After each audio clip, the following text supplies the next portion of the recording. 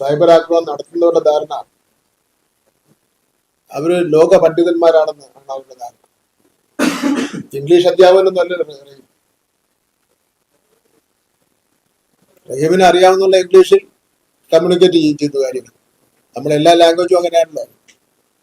അല്ലാതെ ഇപ്പൊ ജനപ്രതിനിധി ആവുന്നവരെല്ലാവരും പിന്നെ ഇംഗ്ലീഷിലും സംസ്കൃതത്തിലും ഹിന്ദിയിലും അതിലൊക്കെ തന്നെ PhD എടുത്ത് നല്ല ഫ്ലുവൻ്റായി സംസാരിക്കുന്ന ആളാവണമെന്ന് നിർബന്ധം ഒരിടത്ത് പറയുന്നില്ലല്ലോ.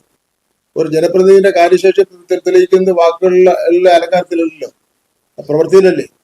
അത് MP എന്നുള്ള നിലയിലുള്ള പ്രവർത്തനം എങ്ങനെയാണെന്നുള്ളവരെ മാത്രം പരിശോധിച്ചാൽ മതി.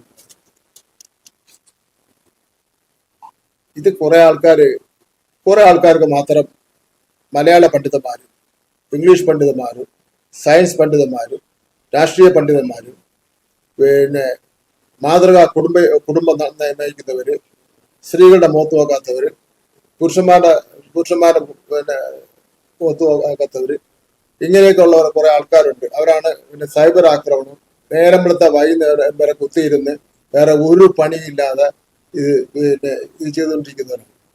ഇത് ഇപ്പൊ ഒരു പിണറായി കേരളത്തിന്റെ മുഖ്യമന്ത്രിയെ സംബന്ധിച്ചിടത്തോളം ഒരു കാര്യം വന്നല്ലോ.